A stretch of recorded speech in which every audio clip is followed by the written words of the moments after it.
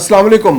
آج جب بھارت نے صبح پاکستان کے 3 ایئر بیسز کو ٹارگٹ بنایا تو اس نے سوچا بھی نہیں تھا کہ اس کو پاکستان کی جانب سے اتنے شدید رد عمل کا سامنا کرنا پڑے گا. اس وقت بھارت دھماکوں سے گونج رہا ہے. بھارت کے بہت سے ایئر بیسز صفاستی سے مٹ چکے ہیں. کئی کے ایئر سٹرپس اڑ چکے ہیں, اب وہاں جہاز نہیں چل سکتے. اس کے علاوہ اسلحہ کے بہت سارے گودام صفاستی سے مٹ گئے ہیں. براموس میزائل کے ایک بہت بڑے گودام کو تباہ کر دیا گیا ہے. دلی شہر کے اوپر ڈرون اڑ رہے ہیں. دلی شہر کے اوپر ڈرون اڑنے کے بعد مودی جو ہے کہیں چھپ گئے ہیں, رپوش ہو گئے, وہ اپنی حکومت سے بھی رابطے میں نہیں آ رہے, اور اتنی پریشانی ان کے سامنے بن گئی ہے کہ ان کے پاس گھٹنے ٹیکنے کے علاوہ کوئی چارہ نہیں ہے. اور انہوں نے اپنی شکست تسلیم کرتے ہوئے امریکہ اور سعودی عرب سے کہا ہے کہ وہ پاکستان سے رابطہ کریں اور حالات کو, کشیدگی کو کم کرنے کے لیے اپنا کردار ادا کریں. میں ہوں خرم کلیم اور آپ دیکھ رہے ہیں 24 ڈیجیٹل. آج کی صبح اگرچہ مشکل تھی, اس کے بعد پاکستان کے لیے جو خوشخبریوں کا سلسلہ شروع ہوا ہے وہ تھمنے کا نام نہیں لے رہا. پاکستان نے اتنے مؤثر انداز میں بھارت کو مزہ چکھایا ہے کہ بھارت گھٹنے ٹیکنے پر مجبور ہو گیا ہے. پاکستان نے آج صبح بھارت کے اتنے ایئر بیسز کو, جو ایئر بیسز پاکستان کے خلاف حملوں میں ملوث تھے, ان کو صفاستی سے مٹانے میں کوئی کسر نہیں اٹھا رکھی. پٹھان کوٹ کا ایئر بیس ہو, سرسا کا ایئر بیس ہو, ادھم پور کا ایئر بیس ہو, یہ وہ ایئر بیسز تھے جہاں سے پاکستان کے خلاف حملے ہو رہے تھے. پاکستان نے ان کو تباہ کر دیا. اس کے علاوہ پاکستان نے برہموس میزائل کے ایک بہت بڑے ڈپو کو تباہ کر دیا ہے. اس کے علاوہ پاکستان نے اڑی کے اندر اسلحے کے ایک ڈپو کو اڑا دیا ہے. پھر سائبر حملوں کی ایک بات کریں تو سائبر حملے پاکستان نے کیے ہیں اور انڈیا کو بالکل فیل سٹیٹ بنا کے رکھ دیا ہے. 70% علاقوں میں کوئی بجلی نہیں ہے. اس کے علاوہ ان کے جتنی امپورٹنٹ ویب سائٹس ہیں وہ سب ہیک ہو چکی ہیں. پھر ان کا جو ملٹری سیٹلائٹ ہے جس کے ذریعے ان کا میزائل سسٹم چلتا تھا, اس کو پاکستان نے ہیک کر لیا ہے. اتنا بڑا نقصان. اس کے علاوہ پاکستان کے ڈرونز دلی شہر میں اڑ رہے ہیں. دلی شہر میں جو ڈرونز اڑ رہے ہیں اس کا کیا مقصد ہے, اس کا رزلٹ بھی آپ کو بہت جلد ملنے والا ہے. بھارتی وزیر اعظم مودی گھٹنے ٹیک چکا ہے, اس کو سمجھ نہیں آ رہی کہ وہ کیا کرے. پھر سب سے بڑی بات, S-400 نظام پاکستان نے صفاستی سے مٹا دیا.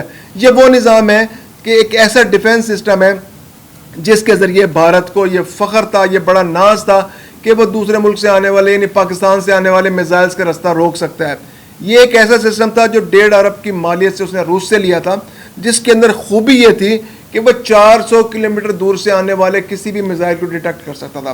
نہ صرف میزائل کو ڈیٹیکٹ کر سکتا تھا بلکہ وہ ایک ہی وقت میں 300 سے زیادہ میزائلوں کو ٹریک کر سکتا تھا, اور ان 300 میں سے بھی 30 میزائلوں کو وہ رستے میں گرا سکتا تھا.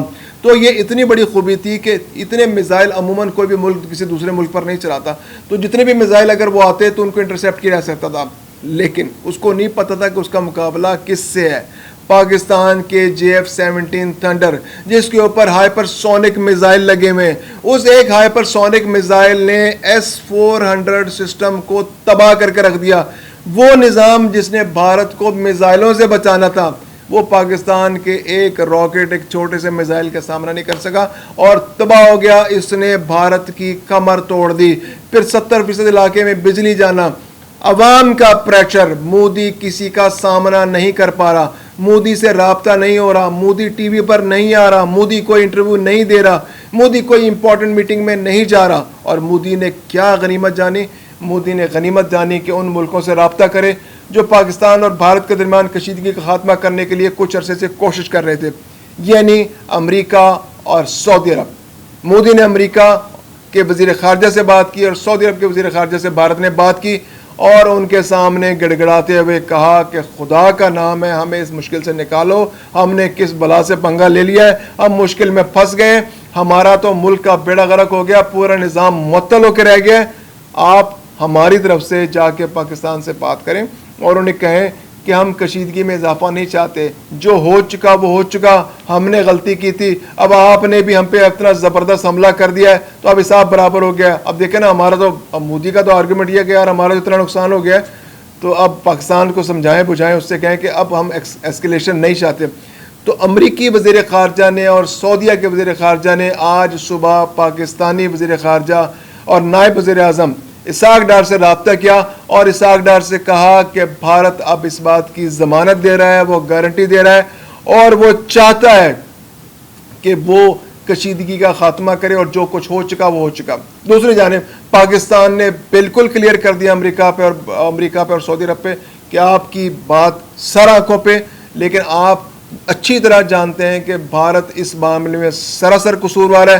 جتنی کشیدگی پھیلی ہے اور یہ دو ایٹمی طاقتوں کے درمیان جو کشیدگی کی صورتحال اور امن خطرے میں پڑا ہے, اس کی سراسر ذمہ داری بھارت پر عائد ہوتی ہے.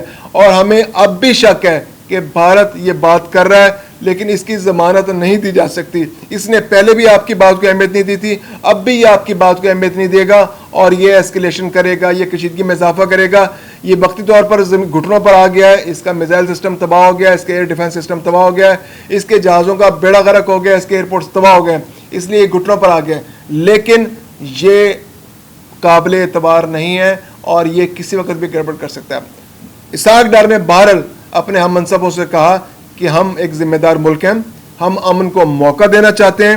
اگر بھارت ذمہ داری کا مظاہرہ کرتا ہے, بھارت امن کی گارنٹی دیتا ہے اور بھارت کشیدگی میں اضافہ نہیں کرتا, تو ہم مزید کشیدگی میں اضافے کے لیے ہم بھی کوئی ایسی حرکت نہیں کریں گے جس سے کشیدگی میں اضافہ ہو. ہم بھارت پر کوئی حملہ نہیں کریں گے. ہم نے جو بدلہ لینا تھا وہ ہم نے لے لیا ہے, اب ہم مزید کوئی بھی حملہ نہیں کریں گے.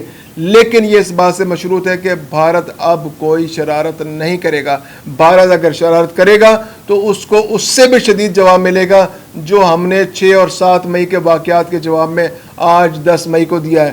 تو بھارت انتظار کرے کہ وہ اگر پاکستان کے ساتھ چھیڑخانی کرے گا تو اس کو مزید شدید سے شدید جواب ملنے والا ہے. تو اسحاق ڈار نے حوصلہ افزائی کی ہے, امن کو موقع دینے کی بات کی ہے. پاکستان امن چاہتا ہے, پاکستان پڑوسی ملکوں پر حملہ نہیں کرنا چاہتا, پاکستان سویلینز پر حملہ نہیں کرنا چاہتا, پاکستان پڑوسیوں سے اچھے تعلقات چاہتا ہے. لیکن کیا کیجئے کہ پاکستان کا پڑوسی ایک ناقابل اعتبار, بزدل, گھٹیا اور مکار ملک ہے جو خطے میں بالادستی تو قائم کرنا چاہتا ہے لیکن اس میں ظرف نہیں ہے, اس میں بڑا بھائی بننے کا حوصلہ نہیں ہے, ظرف نہیں ہے. وہ گھٹیا حرکتوں کے ذریعے اپنے پڑوسیوں کا کنٹرول کرنے کی کوشش کرتا ہے, ان پہ بالادستی قائم کرنے کی کوشش کرتا ہے. اور پاکستان نے اس ملک کی اس کوشش کو خاک میں ملا دیا. پاکستان کی ایک دن کی چند گھنٹے کی ایئر سٹرائکس نے, میزائل حملوں نے صرف پاکستان کے جو سب سے کم رینج کے, جو سب سے ہمارے جو اس موبائل سسٹم کے جو سب سے چھوٹے بھائی ہیں یعنی کہ فتح ون نے بھارت کو گھٹنے ٹیکنے پر مجبور کر دیا ہے. یعنی اس کی رینج تقریباً 150 کلومیٹر ہے, اس نے ہی ایسا کام کر دیا. اس کے علاوہ پاکستان ایئر فورس کے بہت سے جہازوں کی کارکردگی بہت عمدہ اور شاندار رہی. پاکستانی فضائیہ نے سپریمیسی ثابت کر دی, اتنی زبردست سپریمیسی ثابت کی کہ اس نے آج حملے کر کے بھارت کو گھٹنے ٹیکنے پر مجبور کر دیا.